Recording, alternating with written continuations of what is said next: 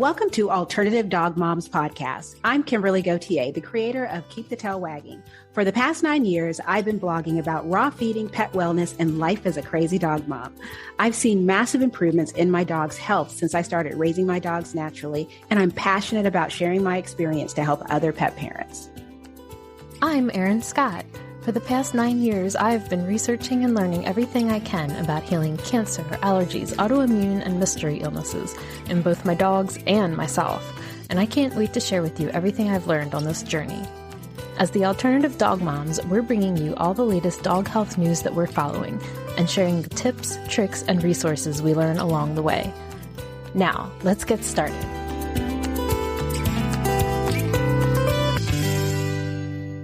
Hello, birthday girl. Hello. Well, happy birthday to you. And we have a guest here to celebrate with us today. I am so excited too. So we are welcoming Dr. Rachel Walsh today. How are you? Hi, I'm great. How are you all? We are great. Thanks for being here with us. I have a lot we want to cover with you. Perfect. Thanks for having me. So tell us, I'm always curious with veterinarians. Like, is that something you've always wanted to do since you were a kid? Because I always joke, like, I love animals, but I never thought, oh, hey, I want to cut one open for a living. Yeah, that's a good point.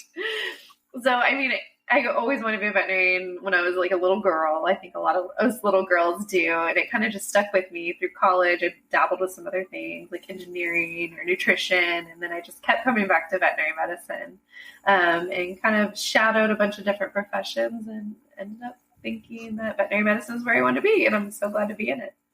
So how long have you been practicing now? So I'm actually having our 10-year reunion next weekend. I graduated in 2013 from Texas A&M. So yeah, it's a big year. Congratulations. Yeah. Thank you. And so tell us about how you've also learned chiropractic care. You're going to school for acupuncture. And I'm curious what got you interested in these other modalities to learn about, you know, in addition to just kind of the conventional care. Yeah. So I usually just did regular veterinary medicine, which is great and is great for a lot of things. But a few years back, my dog has a lot of he was born with all these bone issues, but he had a neck problem and I couldn't get it under control with just your conventional medicine, usually like NSAIDs and pain medicines. And one of my friends is a veterinarian and she has a degree in chiropractic and acupuncture. And so she was like, well, let me just try. And just after one visit, my dog was immediately more comfortable. And it was amazing. I'm a veterinarian too. And so I had used everything I knew, but I didn't know anything about those kind of complementary therapies. And so it got me very interested in it. And a couple of years ago, after taking my dog to her constantly, I just said, you know what, let me just go to chiropractic school so I can learn it myself. And it's so much more amazing than I expected. I just kind of thought you could use it every now and then on dogs that are painful. But in reality, I use it so much more than I thought I would. There's so many cases where I would have given a dog medicine, pain medicine, anti-nausea medicine, like all these different medications, when now I can just fix it with a chiropractic adjustment, which is amazing. And it's not anything I ever thought. It's a tool I never thought I could have. So it's been a great addition to using it with Western medicine. That is so cool. You know, one thing that I've heard in the past, and it's funny because when I first started looking into chiropractic adjustments for my dog, someone on social media said that chiropractic, that the practice of chiropractic wasn't, like, it's not real. Like, it's pseudoscience and they're not really doing anything but giving you a massage. And I was just sort of like, huh. And because I've never had an adjustment before, but I've known people who counted on them to stay out of pain. So I was like, well, it can't be that. And when I took, similar to what you were saying, when I took one of my dogs in, she was having, joint issues and, mobility issues. And when the chiropractor looked at her, she's like, oh, she's out of whack, and adjusted her. And we started doing adjustments every couple months. And then we added in acupuncture when she got that license. And it really helped her out. And, it was amazing. So how do you respond to that? Like that the whole pseudoscience? Yeah. So in dogs, they're kind of just black and white. There's no placebo effect. So you could argue that in humans, like, oh, they went and there was just placebo effect. They thought they felt better, but you can't say that about dogs or any animal. So for me to take an animal that's painful or having behavior issues or having diarrhea or not eating, and I can immediately fix it in just an adjustment, I think that kind of just like proves itself, which I would have said it wouldn't have worked either. But now that I'm doing it, you kind of feel like you have like a magic touch. And sometimes, you go along their spine and you're putting things back where they're out of whack. And I can't even like feel it move. Or I'm like, did I get it? And then the dog's just like immediately better. So it's pretty amazing. And it's not only used for like pain. I have a skeleton right here, which is weird in my office, but yay. So the way it works, and I'm sure you'll know this from going to a chiropractor yourself, but your vertebra are all these little bones that go next to each other, and your nerves come out of each of these little spaces. And the nerves that come out of there go to different parts of the body. So go to different organs, go to different muscles, goes to, your stomach, your GI tract. It tells everything how to work. Your brain tells the whole rest of the body just through this one spinal cord what to do. But when some of the spinal cord is kinked, it kinks off all the nerves that come out of that section. You can kind of think of it like a garden hose. So when a garden hose is kinked, not as much water comes out. So when you just realign that spine, all that information from the brain can talk to that part of the body and it can heal itself. So yes, I use it for pain. Yes, I use it for abnormal gaits, but also I just use it to make dogs heal themselves better, because especially dogs that are like losing muscle. You can't build more muscle no matter how much exercise you do or how much protein you eat, unless your brain tells you to build muscle. So if it's not talking, it's not going to happen.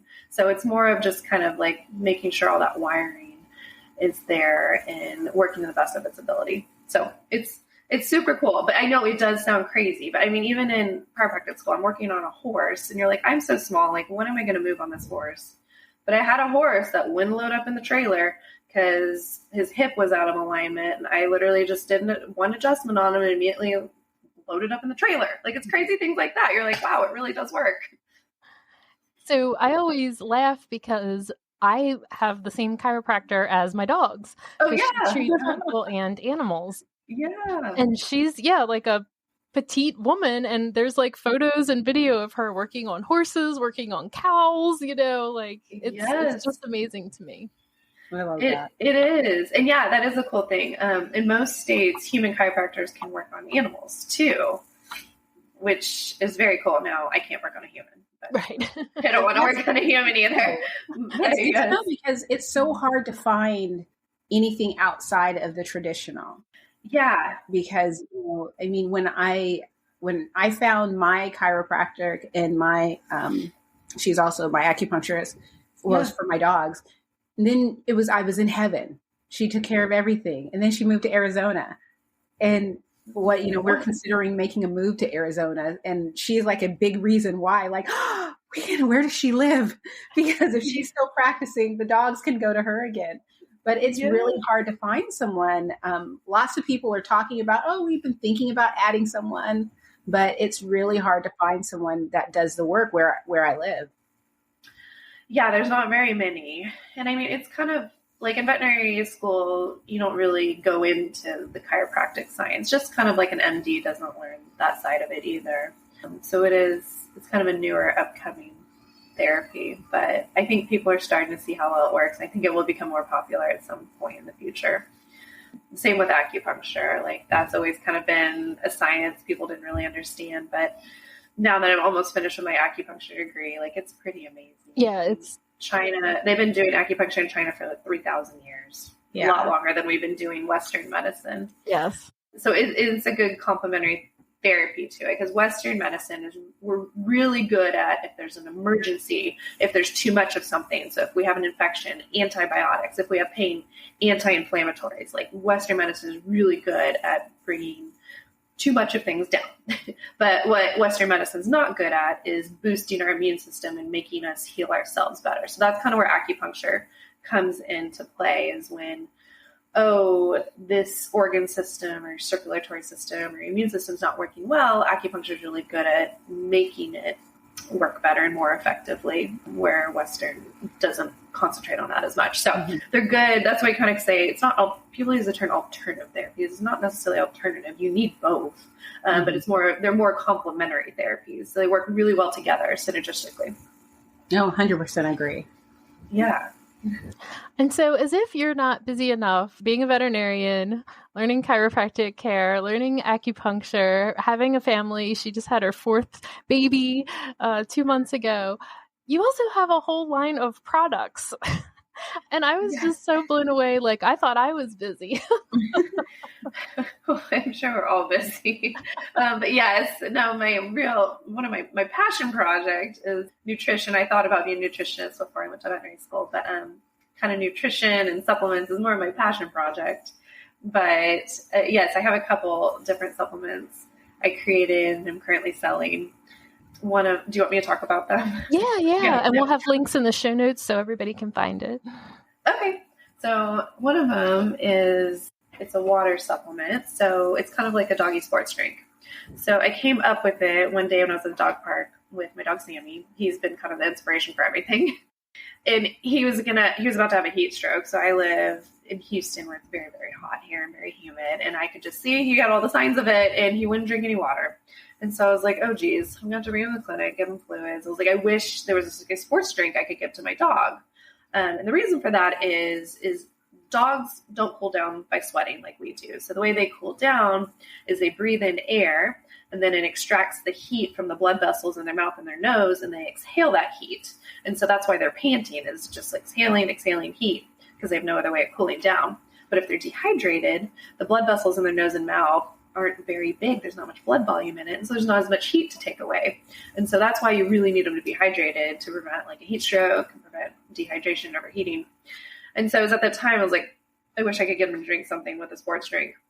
And so I went home. It ended up being fine. But I went home, started doing research, and really the only products on the market, it looked like they took a human supplement and just put a dog picture on it.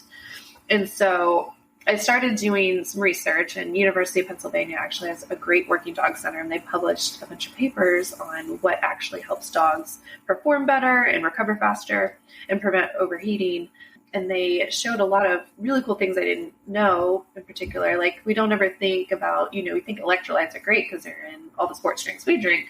But since dogs don't sweat, they're not losing salts like we are. And so if you give them a human sports drink that has salts in it, it's just going to dehydrate them because they're just taking more salts that they're not excreting. And so that was an important thing they found. And they also found that the working dogs did better if they would just drink the water. And so, you have your dog at the dog park like Sammy, and they're hot and they're panting and they won't drink, or it's cold outside and they're dehydrated, but they won't drink because it's cold.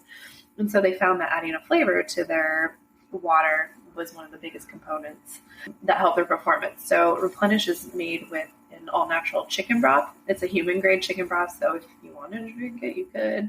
You probably wouldn't like it as much as the dogs. But it is a human-grade cold chicken broth, so it makes them drink it. And then in addition to that, there was some vitamins and some carbohydrates that they showed in these studies that are really helpful to dogs as well. So I put that in there. And one of them being blueberries. They did a study on the Alaskan Iditarod dogs, where the ones that pull the sleds in that race. Yeah. And so they gave them blueberries, so half of them blueberries and half of them not blueberries. And they found the dogs that ate the blueberries had a really high antioxidant level at the end of the race. And so blueberry powder is one of the things in my supplement for that reason. It just kind of help with recovery, cellular recovery, metabolism when your dogs are working out. But I don't only use it for sports, though. I use it also in the clinic when dogs get like diarrhea and vomiting and they won't eat or drink.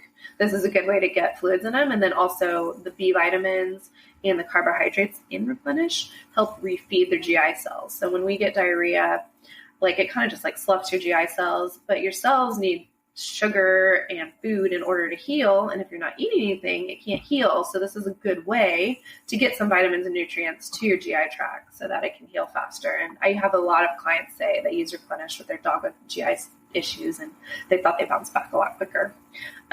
Then, usually just give them like metronidazole or Flagyl or some kind of antibiotic for diarrhea. So this is kind of a better alternative to it.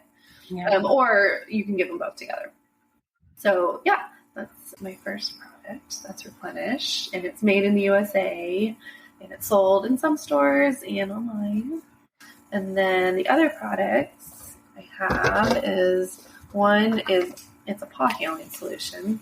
This is just a mini packet, but it's a white powder of like an Epsom salt base. Oh, okay. And it's for, again, in Houston, we have a lot of dogs with allergies. And so, they get allergies, they're itchy, they chew their feet, they're all red, and then they get infected, and you have to come in, and you get steroids, or you get Apoquel, or Cytopoint, and an antibiotic, and the whole whammy. So there are a lot of studies that just doing simple, like, foot soaks in Epsom salt, and I also put colloidal oatmeal in it for soothing. Baking soda is a natural kind of antibiotic, anti-yeast.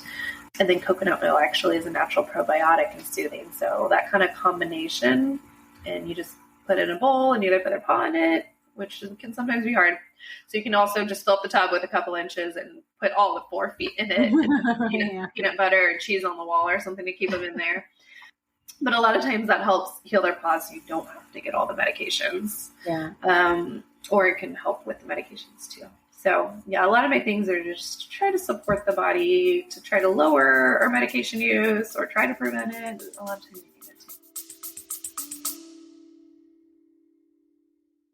Hey, quick question for you. Are you someone who wants to be fit, healthy, and happy? And what if I told you could get your dream body by simply just listening to a podcast? I'm Josh. And I'm KG, and we are the hosts of the Fit, Healthy, and Happy podcast. Listen, we get it. Fitness isn't easy. Carbs, no carbs. Just stop, okay? It doesn't have to be that complicated. And that's why we made this podcast. We get straight to the facts so you can become your best you. So the way to check us out is click the link in the show notes or search Fit, Healthy, and Happy podcast on any of the major podcast platforms. We'll see you soon.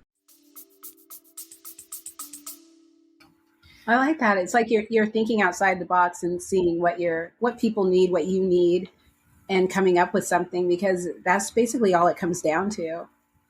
Yeah. So I was trying to. I don't want to recreate products that already exist. There's a million joint supplements. There's a million hair and coat supplements. Mm-hmm. They're all real. A lot of them are really good. So those are already out there. I was trying to think of things that would help fix things that people haven't made yet. Like, I just geek out on just like how well thought out this is, and like that you look at the research and that you're putting all these beneficial things and that there's like a reason for everything that's in it. And just who I am as a person, I just love that, Okay. It is. It's because it's one of those where, okay, yeah, I can go get some Epsom salt and do all of that. But it's the fact that your product has additional ingredients that it tackles so many areas. So it's not just alleviating the itching, but it's doing healing and doing all these other things to it, which, to be honest, Epsom salt doesn't do all of that. And I love the fact that you combine so many things together. Oh, thank you. Yeah. No, it works very well. I sometimes use it on me or my kids too, and it does make your skin really smooth. And then my last major product is this one, which is the superfood topper. And so I made this one. I mean, there's so many debates about what diet's the best, what should I feed my dog, and there's a million diets out there. And there's no right answer. Like, there's literally no right answer for one dog. And a lot of people have to feed dry, including myself, because we're really busy and it's hard to open cans. Or you have a big dog and you'd be feeding like 4 to 5 cans a day, and that's super expensive. Mm-hmm. But dry food is not super great because it's processed and it doesn't have good ingredients, so there's not much water in it. But I mean, it has, like, if you buy a big name brand, it has everything they need in it, but it's still not great to eat processed stuff every day. So, and we have an issue where a lot of dogs are getting cancer nowadays, and some of that is because they're living so much longer, and so there's just not anything else to die of. But I'm sure a lot of it is due to the food too. We are seeing changes that weren't there before we had all the processed food, and the same thing in humans too. So I wanted to create some way that they could get a natural kind of multivitamin. And I mean, there's a million multivitamins on the market, but the more you process things, the less real ingredients are in there and the less bioavailable they are, meaning you can't like absorb it or use it very well. Mm-hmm. And so I wanted to make something that was hypoallergenic and provided these vitamins. And so I hired a team of nutritionists, and together I told them my idea of I wanted to do some kind of fruit and vegetable topper for dogs that any dog could use, even if they had like chicken allergies or beef allergies or whatever it was. And so they did a bunch of research. And after the research of choosing of what fruits and vegetables I wanted to use, they're like, oh my goodness, I didn't realize how many antioxidants, polycythons, and canthacythins are in there, and how much this is helpful, just based on human studies too. So they're looking at human and animal.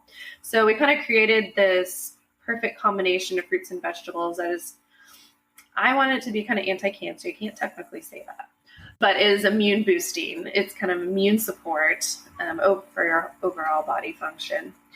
And it's in a freeze-dried form, because they showed that if you freeze-dry fruits and vegetables or food, it really doesn't take away any of the nutrients. But once you start like grinding it up and putting in pills and everything, then you lose a lot of things. So you almost have 100% of the nutrients in freeze-dried as you would if it was fresh food. And then this way people aren't having to go to the grocery store. It's cheaper. This is shelf stable. And so you just, based on the dog's weight, put a scoop on their food every day, and they're getting a lot better vitamins and minerals with their food.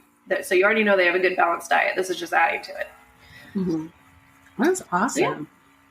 Yeah. Yeah. So I'm really curious, because Kimberly has a blog that's all about raw feeding dogs, and I do raw feeding of dogs. And one of the things that you hear amongst people who are raw feeders is that veterinarians don't really learn much in vet school about nutrition and about what to feed a dog. And I was just curious if you had any like recollections of kind of like how that was covered, since it wasn't all that long ago you were in vet school. Yeah, so I mean, we do have a lot of nutrition courses. I wouldn't say anything's taught on raw food, and the main reason for that is, I mean, raw food can have a lot of bacteria on it. It can have E. coli, salmonella, which can cause infections. And unfortunately, in the U.S., it sounds like our rate of salmonella is a lot higher than it is in other countries. So mainly, veterinarians don't push the raw diet just for the health of the people dealing with raw meat every day. And then when the dogs are eating it, then they're pooping out whatever bacteria is in there. So it's more for like a public health standpoint. And I think veterinarians usually don't push that. And then also, it kind of depends on the raw diet. Like there are some good ones out there that they've been doing it for years and years, and they're well balanced. But when you feed a raw diet, you really have to feed the organ meat too. So they really have to eat like pancreas, adrenal glands, kidney, liver. And most people that feed raw aren't doing all of that, but then some are.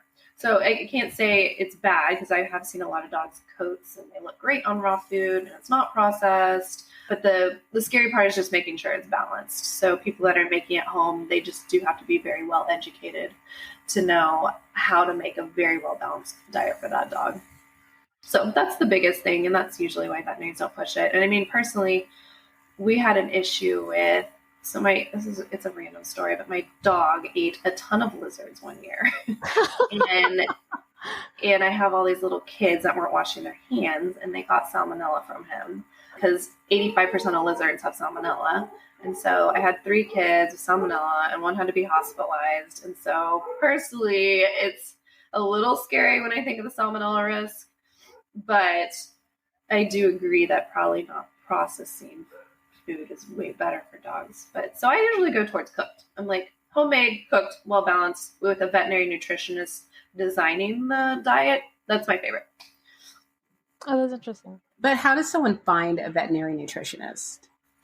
And how much does that cost? Because that would be, because the thing about it is that when it comes to commercial, whether it be raw or cooked, it's so expensive, and most people cannot afford it. And so they want to do it themselves, but to hire a veterinarian to help you formulate it, these are people who are also formulating for brands. Oh no, there's a lot that you can reach out to. So there's a website called balanceit.com, where I think you just pay, it's like a $50 or $60 fee, and they have some pre-made meals on there that you can just follow their instructions. Okay. Or you can actually like set up a consultation with them, and they're not outrageous. And you can say like, hey, my dog has kidney disease, or we have arthritis, or we have hair coat issues. Like, can you help me create a meal for this? Or we have a chicken allergy. They do have you buy their supplements too to put with it, just to make sure it's well balanced. But that is a good company. And then Cornell University also has nutritionists that you can do it all on their website. And there's a lot of the universities that, it's not like a very expensive fee. And once you have the recipes, then you can just make it yourself. Oh, nice. Very nice. Mm-hmm. That's a new one on me. Yeah, or Just Food for Dogs is also a good company. It's made by veterinary nutritionists, and you can order it pre-made. So to your point, it is more pricey because it is pre-made. Their food is so high in carbs, though, that it just makes me nervous. I'm very while I understand that my dogs are not wolves, I try to steer them towards what I would consider to be a more natural diet, and the pasta and the potatoes, that those type of foods are so high in those ingredients. And I get why they add them out in there. I would just rather go a different direction whenever I can. Kimberly is somebody who has pancreas and things like that in her freezer. I also live in the country. Okay, I should also put that out there that I can actually source all of these things. Oh, that's awesome. I don't have fresh pancreas because it's a pain in the neck to store, because it doesn't, even in the freezer, it doesn't last very long. You can only have it for so long. So I have dried pancreas for one of my dogs who has EPI. So, and so he needs it. So I have tons of bags of that. But it's one of those where one thing that I really love about Just Food for Dogs is that they're the only company that has actually done studies on the benefits of fresh food for dogs, which is so beneficial for anyone who's interested in just learning more, or not so much learning more, but learning why they should consider adding more fresh food to their dog's diet.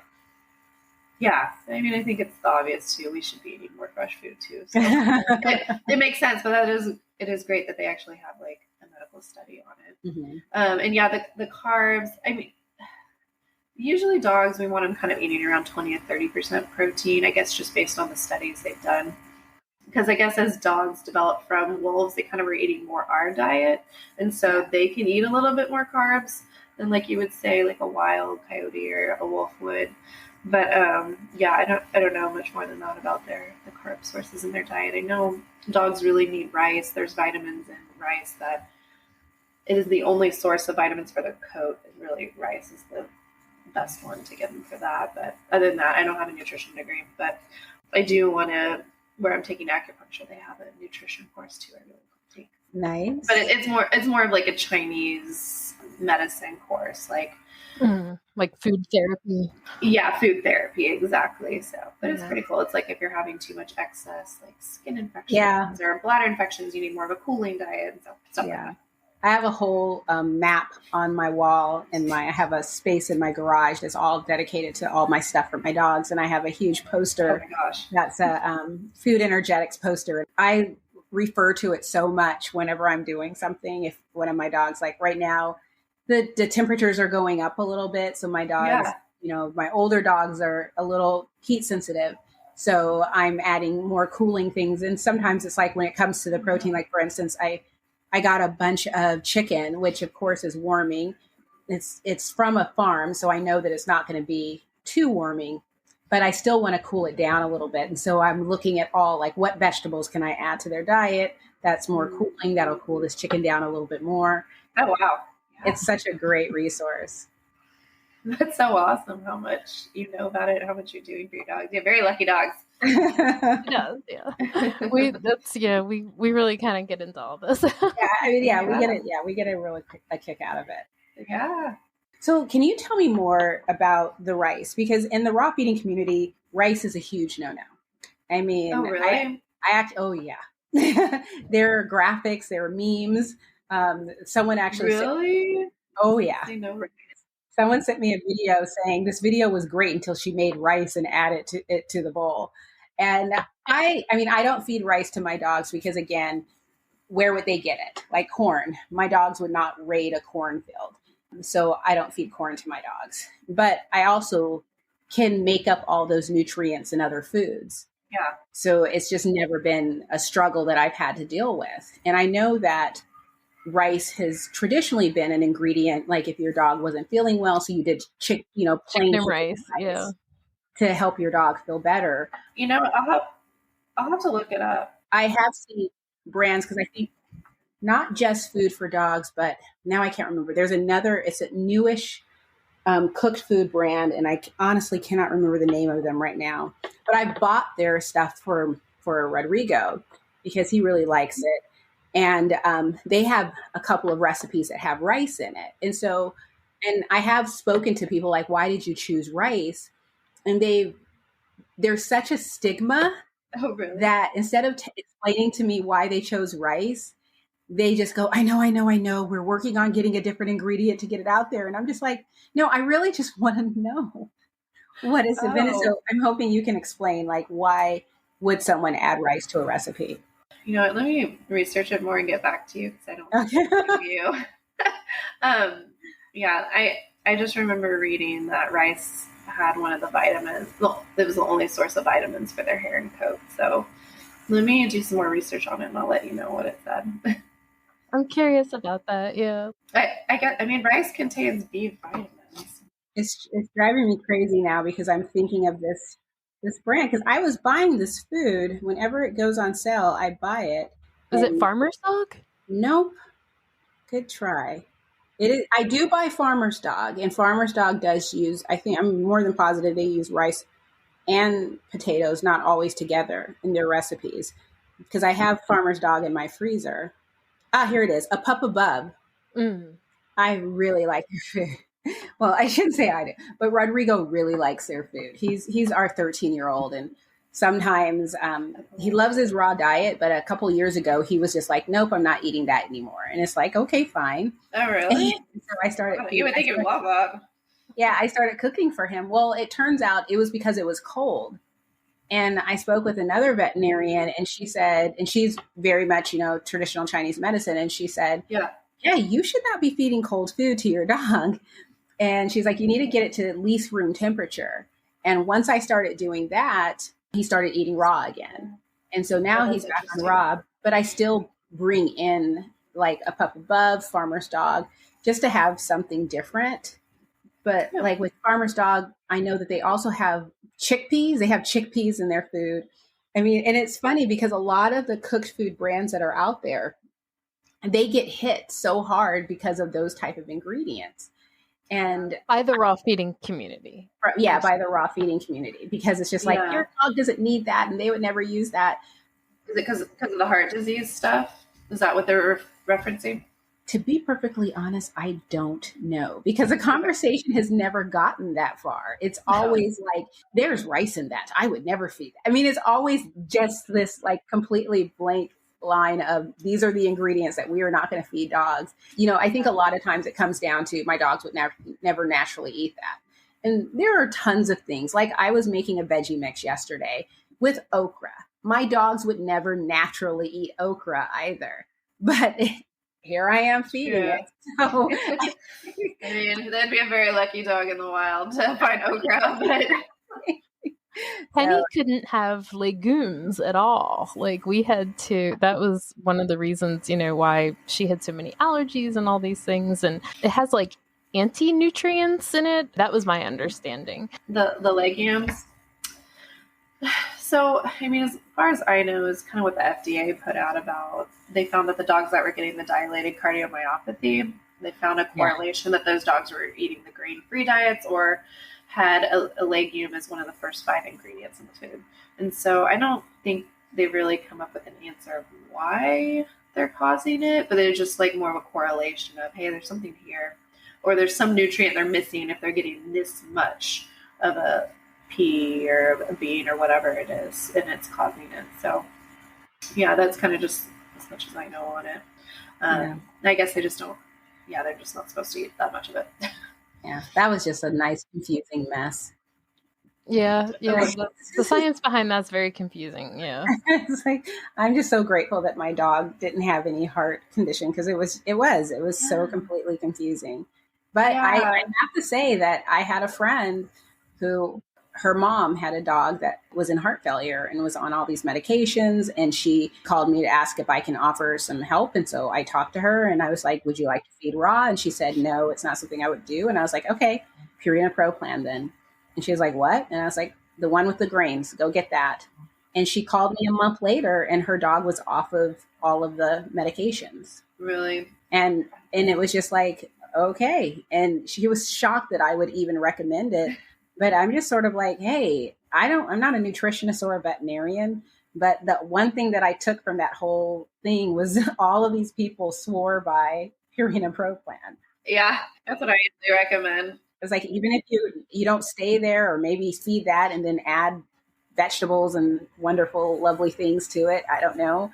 But, you know, if your dog is in heart failure and you're looking at end of life things, it's sort of like, I'm not going to get all uppity about it. And I'm more interested in giving your dog a little more time. Yeah.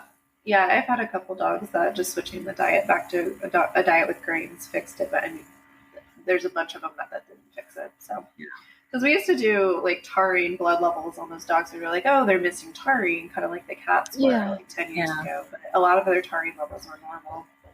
Big confusing mess. So I did find that page on the textbook though on the grains. So it looks like, I guess the grains have phenylalanine in them that their coats need, and phenylalanine they need. And those are what's in rice. What is it called? Phenylalanine and phenylalanine. But I can type this out and email it to you. Okay. I'm just reading this like while talking to y'all, so. I know Erin and I will be texting back and forth about this one. It says studies show that the phenylalanine and tyrosine levels needed for optimal coat pigmentation and tyrosine were needed, I guess. So anyway, I can email this to you. I guess that's the rice argument I read, but I haven't looked into it that much more. Okay. Well, thanks for looking it up. I know. I'm like always curious about these things. I guess it is like, if I'm going to not do something, or if someone's going to tell me not to do something, I just want to know why, and not so I can not do it. I would just like to have a better understanding of why, because I find it so interesting, especially when we go for so long thinking one way, and then all of a sudden people are like, no, that's wrong. And it's like, okay, why?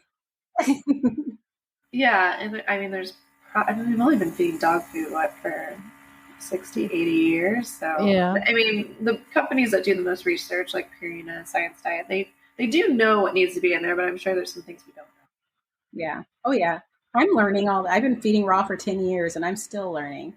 So it's just like, I'm confident in what I do, but I'm always blown away. I actually recently took a course that you might be interested in, that's offered by the Real Institute. They have a course. It's race approved for CLE credits or perfect. credits. Yeah. I'm going to take it this summer. I took their first course, which is more for, like the pet parent. And it was, after 10 years of feeding raw, I learned so much from that course. And on one hand, it helped me basically better understand why I do what I do, and made me even more confident in what I'm doing, so I can actually articulate it to other people. But then there were things that I did not know. Like, I did not know that there is a nutrient called thiaminase that blocks the absorption of thiamine, and that if you store certain seafoods that have thiaminase in them with meat, it will basically deactivate the vitamin B1 in the meat, and will lead to a B1 deficiency. Wow. Oh, I don't think I knew that either. That's interesting. I have been raw for 10 years. No one has ever said this to me. Yeah. Wow. And then after I learned that in the course, then of course I find 3 articles about it. And I'm like, no one's talking about these things. Maybe they just figured it out. Yeah, that's crazy. I didn't know that either. So thiaminase thiaminase, I guess it's an enzyme then? Yeah. Okay. And so then it would degrade the B1. Exactly. So it's like, if you're going to feed certain fish, you have to basically, you can feed them together, you just can't store them together. And I do a lot of meal prep where I'm mixing all these ingredients together. Yeah. I mean, I mix oysters into my meal prep, but I can't mix mussels into my meal prep, because mussels, some of them contain thiaminase. And so, it's just like, this is so cool. Crazy. Yeah. There's always just so much to learn. I just always want to know everything about everything. So I know. Well, it's also cool how it works together. I mean, nutrition should be fixing most of the issues we have, but we all probably don't have. We got to do it right too. Yeah, you got to do it the right way, and it takes a lot of time and effort and money. Oh, yeah. I mean, that is true. I mean, not everyone's like me, and Erin, where we're like, oh my gosh, this is so cool. Yeah, no, I love it too. One thing that we've been hearing a lot about, certainly since COVID times, is about like the veterinary shortage. And I was curious, like, what your take on that, and is that something that you're seeing where you are, or what are your thoughts? Yeah, so during COVID, there was I don't think anyone's officially figured out, but it seemed like during COVID, where everyone was home, and so we're all adopting animals. So the population of animals kind of doubled in a year, and the veterinarians were still the same amount. And I think the appointments were probably taking longer because during COVID, people couldn't come in with their dogs or having to be curbside. So it was a lot on the veterinarians having more caseload. The communication was harder doing the curbside, which I didn't love because it did take more time to keep like going in and out. But then it's harder when you're not in front of people with their dog being like, hey, I found this lump. And they're like, what lump are you talking about? And you're like, it's over here. And you're kind of just like back and forth. Or they're like, oh, did you see that? I'm like, no, I didn't. And so let me go back and check. And just the communication was, it's harder when you're not with the client in the room. So I think that was the reason for me.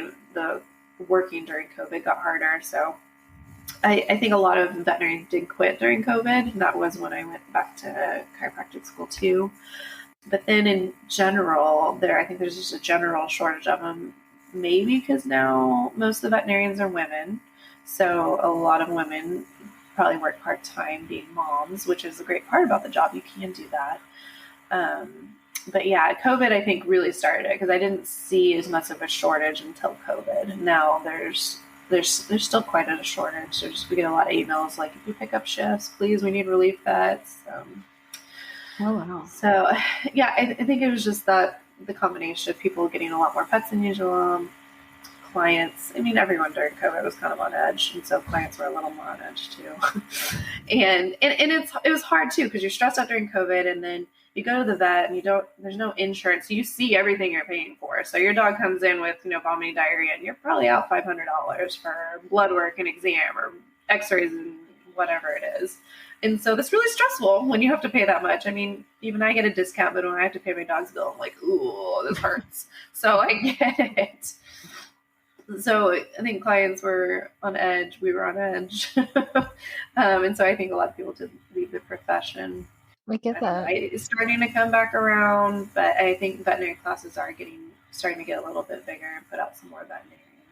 Yeah. Also, the veterinary world didn't really, I think everyone says they don't get paid enough, but veterinary loans went up a lot. So on average, we had a lot of classmates who came out with like $400,000 in loans. Wow. And so, yeah. And so then the starting salary was pretty low when I got out of school. And now it's about where it should be, but also people are pretty disgruntled over that. And then there was a whole issue with the high suicide rate in veterinarians. I think we were number one. It was dentists, and then it became veterinarians, partly because just the stress of the job and the stress of the loans. And so there's a little bit of issues for a little bit. But I think all the professions had some issues during COVID. But the veterinary world has a lot more support now for everything. That's good. The salaries have gone up to help people pay the loans. They have a better loan repayment programs now. So oh, wow. It's getting better. So I got to dip out because I have to go pick up dog food. Oh, okay. No.